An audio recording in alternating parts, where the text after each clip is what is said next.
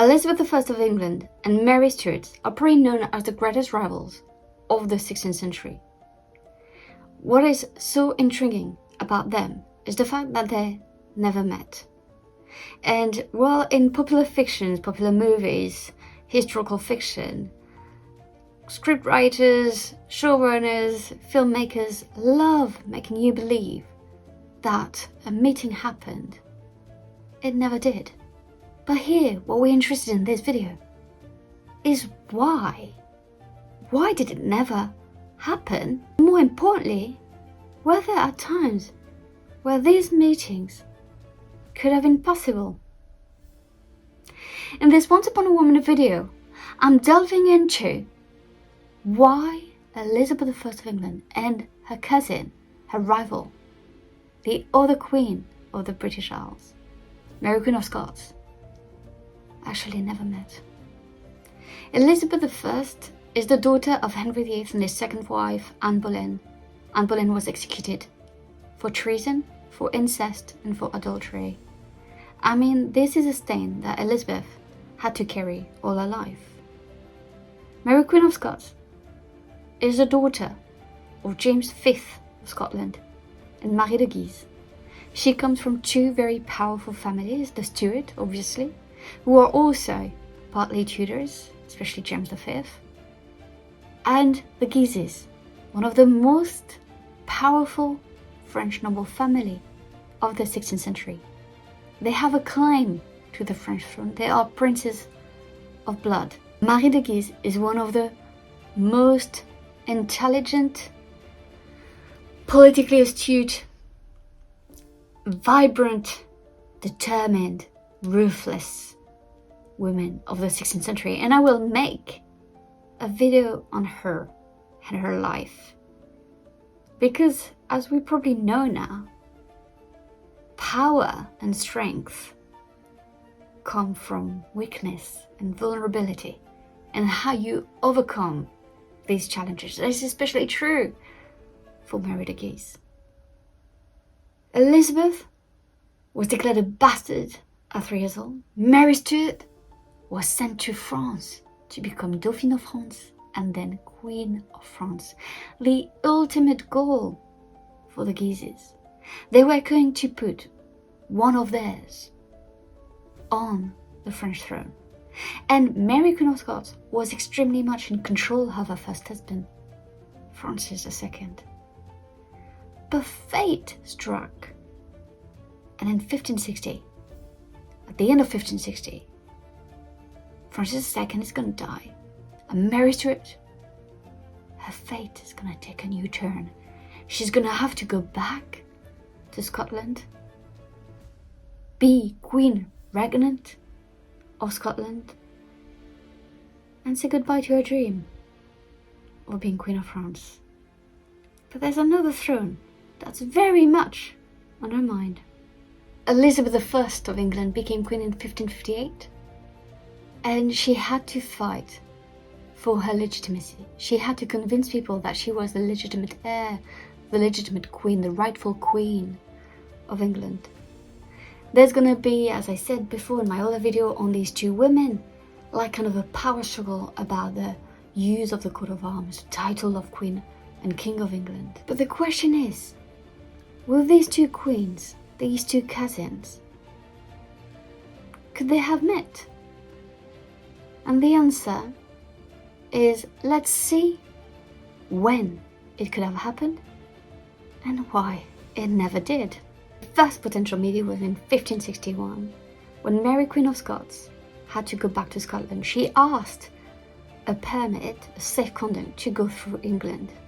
And if Elizabeth had granted it, which she didn't, she would have had to receive her cousin probably at court. I mean, you cannot imagine having Mary Queen of Scots coming to England in 1561 without a real reception of Mary at the English court. But for that to happen, two things would have been on the line. First one, Mary would have had to stop using the title of Queen of England and the coat of arms of England. And for that, she was still refusing to do in 1561. She would also had to recognise publicly Elizabeth as the rightful queen. She would also had to publicly recognise Elizabeth as the rightful queen of England, something that she was not ready to do in 1561.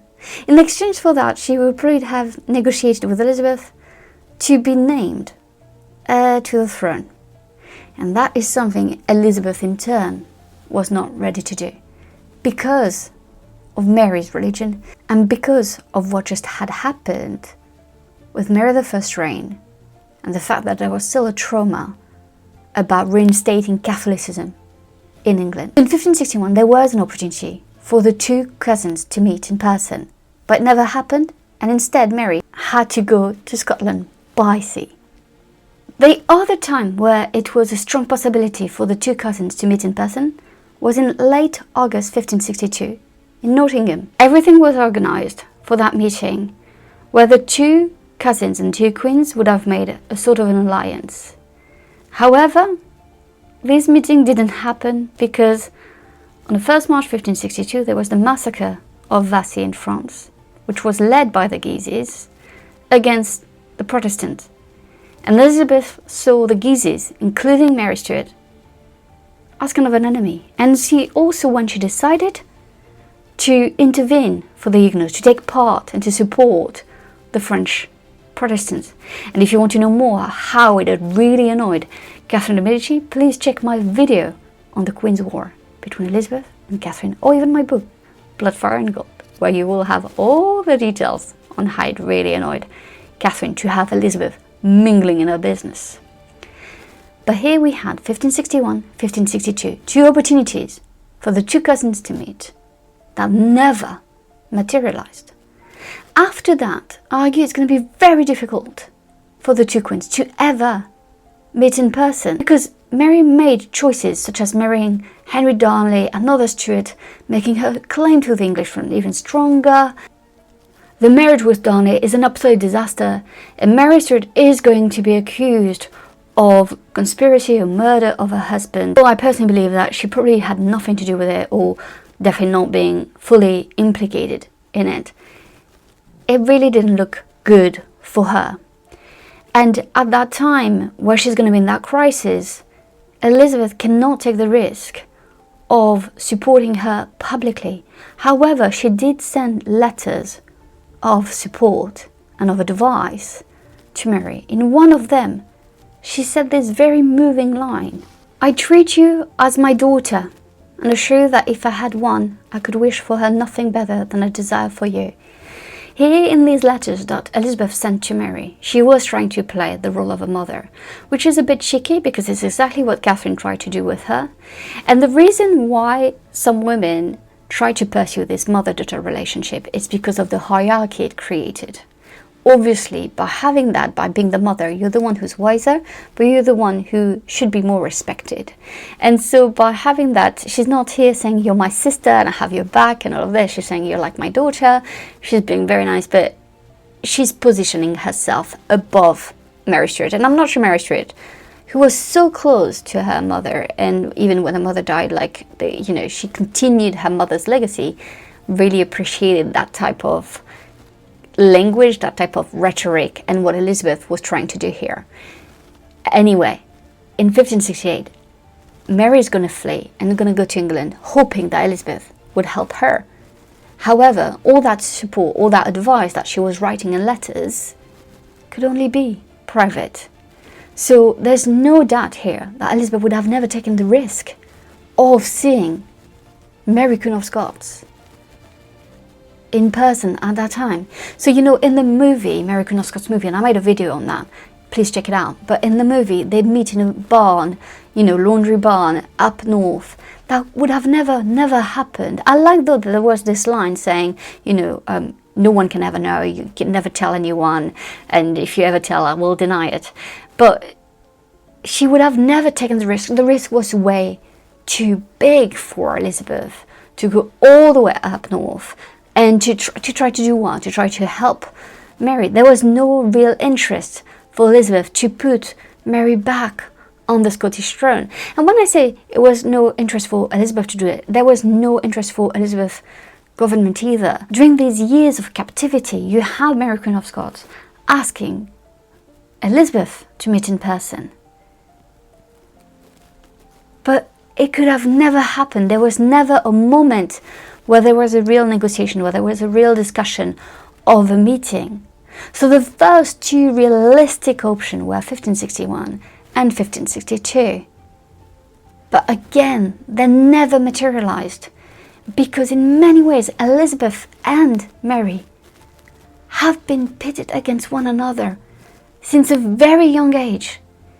And there's almost absolutely nothing I think that they could have done, given their background, given their education, given the people around them. I really can't see how these two women could have had a shot at being friends. What do you think would have happened if the meeting had taken place? Well, if I'm honest with you, not much. I really believe that even if they had met in person, it would have been too hard for Elizabeth to concede to make Mary her official heir to the throne, because of the problems, of the fact that Mary was a Guise, of the fact that the Guises were ultra-Catholics in France, the fact that they were plotting against the French crown, the fact that they were the biggest ally to Spain, who was the biggest enemy of England. So here, I really don't think that even if Mary and Elizabeth had met in person, and even if Mary had charmed Elizabeth, that anything would have come out of it, because it was just a too risky position. Maybe Elizabeth would have had more compassion for Mary. Maybe Mary would have had more compassion for Elizabeth.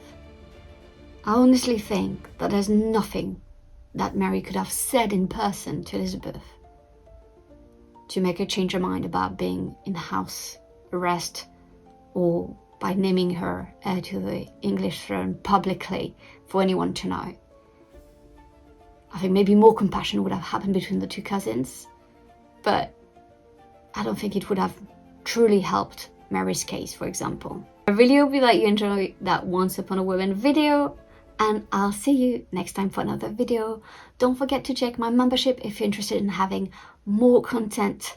It's only for members, and I promise I try to create the best content for you all, members and non-members.